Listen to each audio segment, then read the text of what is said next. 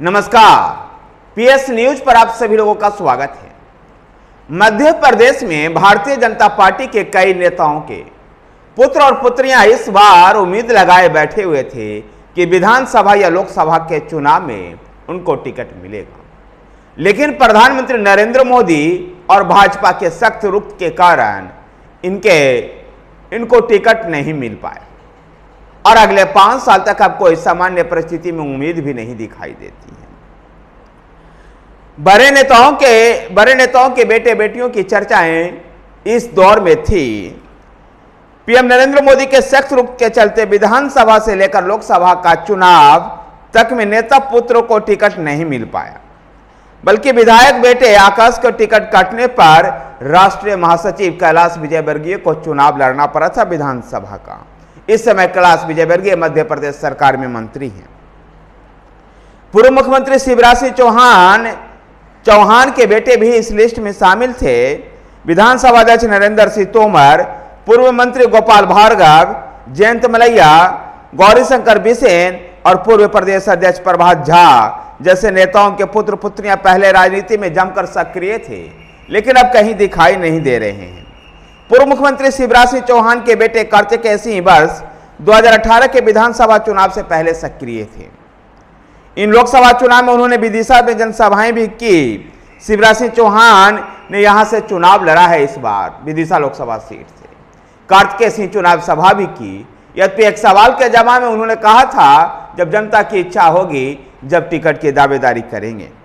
पूर्व केंद्रीय कृषि मंत्री व विधानसभा अध्यक्ष नरेंद्र सिंह तोमर के पुत्र देवेंद्र सिंह तोमर रामो भी लगभग 10 वर्ष से राजनीति में सक्रिय हैं। विधानसभा चुनाव 2023 में उन्हें टिकट मिलने की अटकलें थी, पर पार्टी के राष्ट्रीय नेतृत्व ने नरेंद्र सिंह तोमर को ही राज्य की राजनीति में उतार दिया था। प्रदेश की राजनीति में लाकर के विधानसभा का चुनाव लड़ाया था तो सागर जिले की राहली विधानसभा सीट से 9 बार के विधायक और पूर्व मंत्री गोपाल भार्गव के बेटे अभिषेक को स्थापित करना चाहते थे। वह दमोह या खजुराहो से इस बार लोकसभा चुनाव में टिकट के लिए दावेदारी कर रहे थे, पर पार्टी ने दमोह से राहुल सिंह लोधी को चुनाव मैदान में उतारा था। उधर दमोह से वर्ष 2023 में 7वीं बार विधायक बने और पूर्व मंत्री जयंत मलैया के पुत्र सिद्धार्थ वर्ष 2021 के उपचुनाव में यहां भाजपा से टिकट की दावेदारी कर रहे थे, लेकिन भाजपा ने उस समय राहुल लोधी को चुनाव मैदान में उतारा था। बालाघाट से विधायक व पूर्व मंत्री गौरीशंकर सिंह बिसेन अपनी बेटी मौसम को आगे बढ़ा रहे थे। उन्हें विधानसभा का टिकट भी मिला था, पर लड़ने से उन्होंने मना कर दिया। ऐसे में गौरीशंकर बिसेन को ही चुनाव लड़ना पड़ा। कह सकते कि भारतीय जनता पार्टी के स्थापित नेता जो मध्य प्रदेश में थे, वह अपने बेटे और बेटियों को चुनाव मैदान में उतारना चाहते थे, लेकिन प्रधानमंत्री नरेंद्र मोदी के सख्त रुख और भाजपा के सख्त रवैये के कारण इनको ऐसा मौका नहीं मिल पाया। उधर मध्य प्रदेश से ऐसी भी खबर आ रही है कि मध्य प्रदेश कांग्रेस के बाररूम के सब प्रमुख अलमाज सलीम ने त्याग पत्र दे दिया है।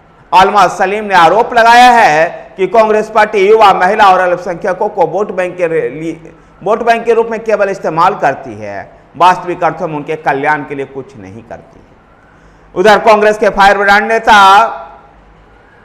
दिग्विजय सिंह आरएसएस के बाद योगी आदित्यनाथ, उत्तर प्रदेश के मुख्यमंत्री योगी आदित्यनाथ की ईमानदारी को जमकर तारीफ की है। पहले उन्होंने आरएसएस के ईमानदारी पर कोई सवाल ना उठाने का संकेत दिया था, तो दूसरी तरफ केंद्र की सरकार को घेरते उन्होंने कहा कि आरएसएस के ईमानदारी पर कोई सवाल नहीं है, तो उत्तर प्रदेश के मुख्यमंत्री योगी आदित्यनाथ भी ईमानदारी पूर्वक काम कर रहे हैं।